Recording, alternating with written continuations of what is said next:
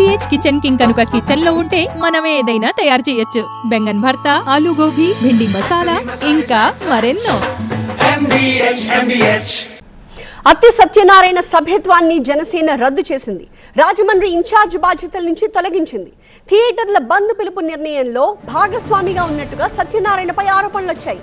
అయితే ఆరోపణలు నిజమో కాదో తేలేంత వరకు పార్టీ కార్యక్రమాలకు దూరంగా ఉండాలి అంటూ జనసేన తాజాగా ఆదేశాలు జారీ చేసింది.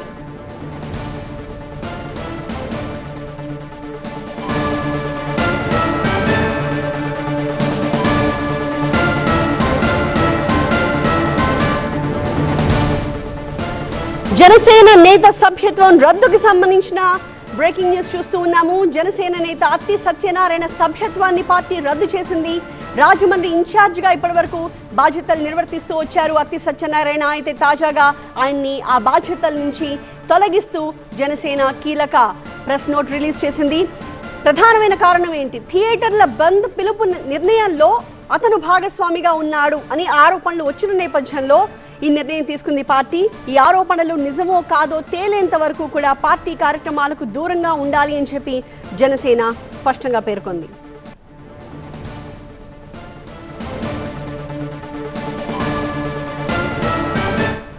మా ఎంటర్టైన్మెంట్ ఎడిటర్ లక్ష్మీనారాయణ మరింత సమాచారం అందిస్తారు. లక్ష్మీనారాయణ, అత్తి సత్యనారాయణ పాత్ర ఉందా ఈ థియేటర్ల రద్దుకు బంద్కి సంబంధించిన ఈ ఏవైతే పుకార్లు ప్రచారం జరిగిందో దానికి సంబంధించి?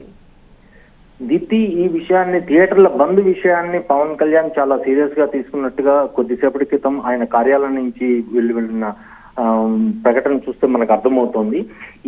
ఈ బంద్ వ్యవహారం వెనక ఉన్న శక్తులు, ఆ వ్యక్తులు ఎవరైనా కానీ, ఎంతటి వారైనా కానీ ఉపేక్షించేది లేదు, చివరికి తమ పార్టీ వారైనా ఉపేక్షించేది లేదంటూ ప్రకటన విడుదల చేసిన కొద్దిసేపటికే పార్టీ క్రమశిక్షణ సంఘం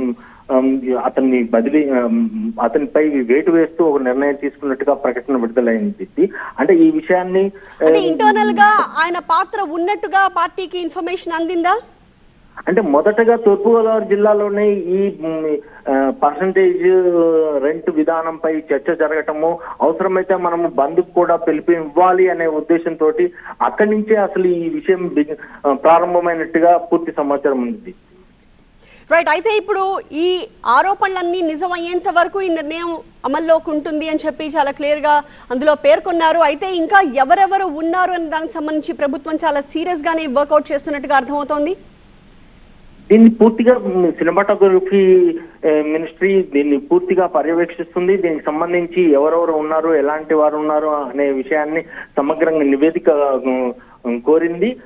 దాంతో పాటు థియేటర్ల నిర్వహణ వ్యవహారాల పట్ల కూడా మరింత కఠినంగా ఉండేటానికి ఎలాంటి చర్యలు తీసుకోవాలి, ఇప్పుడు ప్రస్తుతం అమలవుతున్న విధానం ఏంటి, వచ్చే ప్రేక్షకుడికి ఎలాంటి ఫెసిలిటీస్ ఇవ్వాలి, మన ఇప్పటి వరకు ఏమి ఇస్తున్నారు, వీటితో పాటుగా టికెట్ల రేటు పెంపు విషయంలో కూడా తన సినిమా అయినా కానీ త్రూ ఫిలిం ఛాంబర్ ద్వారా, ఒక ట్రేడ్ యూనియన్ ద్వారా వస్తేనే దీనికి సంబంధించిన సంప్రదింపులు ఉంటాయి అంటూ పవన్ ఇందా చేసిన ప్రకటనలో చాలా స్పష్టంగా చెప్పారు.